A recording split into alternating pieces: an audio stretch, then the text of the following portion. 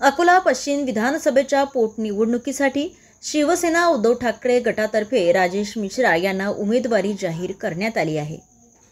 तर अकोला पश्चिमचे आमदार दिवंगत गोवर्धन शर्मा यांच्या निधनानंतर ही जागा गेल्या काही महिन्यांपासून रिक्त आहे। या ठिकाणी कोणत्याही पक्षाने अद्यापही आपले उमेदवार जाहीर केलेले नाही आणि महाविकास आघाडीतर्फे सुद्धा उमेदवार जाहीर केला नाही। तर अकोल्याच्या उमेदवार उद्धव बाळासाहेब गटाचे आमदार नितीन देशमुख यांनी याद्या जाहीर केल्या आहेत। तर उद्धव ठाकरे गटातर्फे नगरसेवक राजेश मिश्रा यांच्या नावाची घोषणा करण्यात आली आहे। लोकसभेचा उमेदवार विजयी करण्यासाठी राजेश मिश्रा यांचं नाव पुढे केल्याचं देशमुख यांनी सांगितलंय।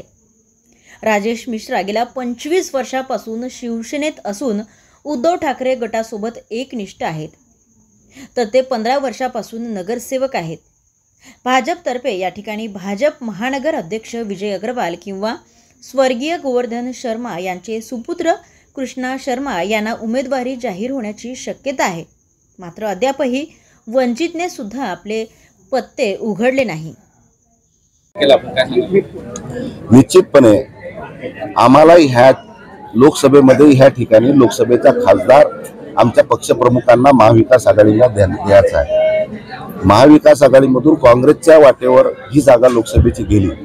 ह्या ठिकाणी लोकसभेचा काँग्रेसचा उमेदवार विजयी करण्याच्या दृष्टिकोनातून ही उमेदवारी इथं असणे बंधनकारक आहे राजेश मिश्राची, आणि लोकसभेचा उमेदवार निवडून आणण्यासाठीच ही उमेदवारी आम्ही निश्चित केली। महाविकास आघाडीचा उमेदवार जाहीर व्हायचा असताना पक्षाचा उमेदवार तुम्ही जाहीर केलेला आहे, ही एवढी घाई कशासाठी करणार? घाईचा प्रश्नच नाहीये। 28 तारखेपासून फॉर्म भरणं आहे, उमेदवाराला प्रचार करणं आहे। टाइम हा निवडणुकीचा कमी पिरियड असतो, त्यासाठी प्रचार करण्यासाठी लवकर उमेदवार करणं बंधनकारक आहे। पण लोकसभा इथं विजय प्राप्त करायची असेल तर राजेश मिश्रा शिवसेना या मतदारसंघात उभं असणं अत्यंत आवश्यक आहे। आम्हाला लोकसभेची काळजी आहे, कारण की आम्हाला लोकसभा इथं विजय प्राप्त करायचा आहे। त्याच्यासाठी पश्चिम विधानसभा शिवसेनेकडे असणं बंधनकारक आहे। उद्धव ठाकरेंची परवानगी घेऊनच उमेदवारी आम्ही पक्षाच्या नेत्यांशी आमची चर्चा झाली।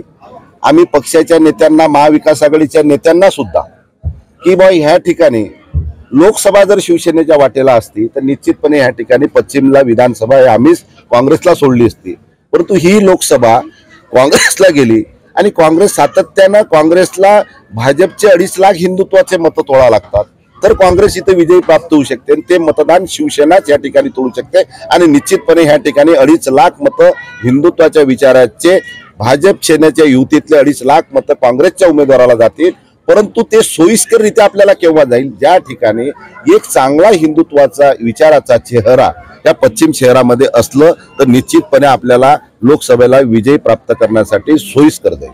चर्चा झाली, तुम्ही म्हणता परवानगी झाली का महाविकास आघाडी? हे सर्व गोष्टी मी या ठिकाणी तुम्हाला सांगणे आमदार होते एवढं मी तुम्हाला सांगतो। काँग्रेसने आपला उमेदवार उभा केला तर काँग्रेस असं करणारच नाही, कारण की काँग्रेसला लोकसभेची सीट महत्वाची आहे। ही पोटनिवडणूक आहे, ही 4 महिन्यासाठी आहे। 4 महिन्यासाठी कोणी निवडणूक लढायला इच्छुक नसतो, कारण की सर्व गोष्टी निवडणुकीला लागतात। परंतु लोकसभा आपल्याला अत्यंत आम्हाला महत्वाची आहे, आमच्यासाठी लोकसभा महत्वाची आहे। त्याच्यासाठी राजेश मिश्रा आम्ही उभे करू आलो।